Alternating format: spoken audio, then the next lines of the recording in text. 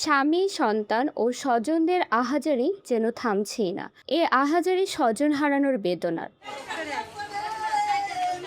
বুধবার রাত 8:30টায় বড় মেয়ে মাধবীর সাথে কথা হয় গীতারানীর। ভোররাত থেকে নিখোঁজ তিনি। সকাল 11টার দিকে টয়লেটের ট্যাঙ্কির পাশে পায়ের ছাপ দেখে বুক কেঁপে ওঠে অজানা শঙ্কায়। পুলিশ ও স্থানীয় সেই টয়লেটের ভাঙা ঢাকনা খুলে উদ্ধার করে গীতারানীর হাত পা বাঁধা মরদেহ।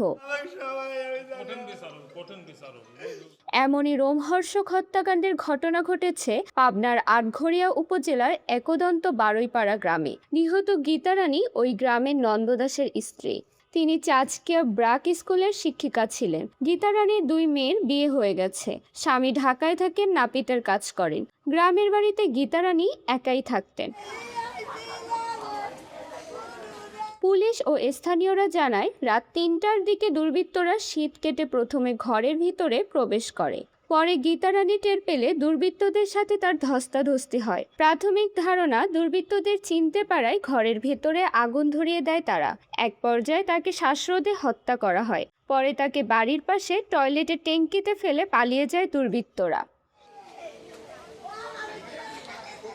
রাতেই ঘর থেকে ধোঁয়া বের হতে দেখে টের পায় স্থানীয় এক ব্যক্তি। তিনি সবাইকে ডেকে আগুন নেভান, কিন্তু তখন থেকে গীতারানীকে খুঁজে পাওয়া যাচ্ছিল না। সকালে তাকে খোঁজাখুঁজির এক পর্যায়ে 11টার দিকে টয়লেটের ট্যাঙ্কির ভেতর থেকে তার মরদেহ উদ্ধার করা হয়। পাড়া প্রতিবেশী সবাই রাত রাত মনে হয় 3:30টার দিকে মনে হয় ধোঁয়া দেখছে বাসায়।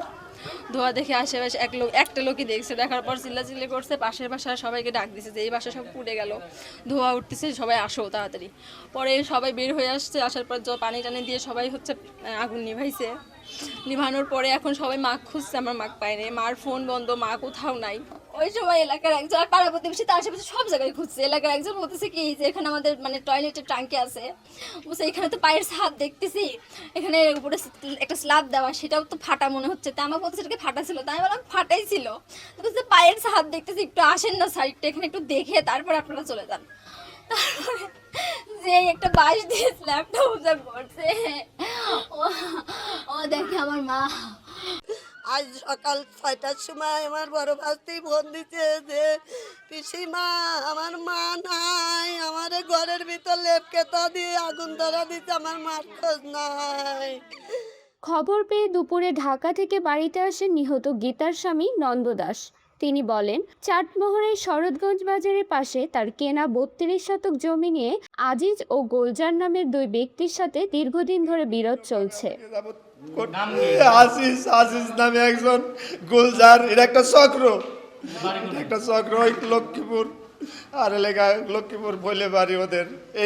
এইটুকু আমার। তাছাড়া আমার কেউ কোনো রকম কারোর সাথে শত্রু দেয় নাই। এবং সেই কেসটা চালাচ্ছি আমি 16 বছর। আমি সব জায়গায় ডিগ্রিও পাই, ওরা নিষেধাজ্ঞা দিয়ে আবার ওরা জোর করে লেছে। আমি 32 শতাংশ, তারপরেও তো আমি ওই জায়গা, আমি ওরা যে জল করেছে আমি ওদের কাছে যাইনি যে আমি আইনি পালি পাবো, না পালি না পাবো। এখন ঘটনা কি যে আমার যেই ক্ষতিগুলি করবি, আমার এর তো দেখতেছেন আমি গরিব মানুষ, এমন কোনো লোক নাই যে আমার বউ খারাপ কি ভালো কি মধ্যে, আমরা আমাদের সবার সাথে হৃদয়ের ভালোবাসা। এই ঘটনার ঠিক সপ্তাহখানেক আগে একটা ঘটনা ঘটেছিল। এর বাড়িতে একটা চুরি হয়েছিল এবং বেশ কিছু টাকা পয়সা যাই থাক গরিব মানুষ হিসাবে ছিল, ওগুলা নিয়ে গেছে। নেওয়ার পরে উনি ওইভাবে চিনছে কিনা আমরা জানি না। আমার একটাই দাবি যে একটা নিরীহ মানুষ, তারা শান্তপ্রিয় মানুষ, তারা বসবাস করবে শান্তিতে, কারোর সাথেও নাই পাশে নাই। এই মানুষগুলো এইভাবে যদি মিসিং হয়ে যায় বা হত্যা হয়ে যায়, তাহলে আমরা কোন সমাজে আছি? আমরা এর দৃষ্টান্তমূলক শাস্তি এবং বিচার দাবি করছি।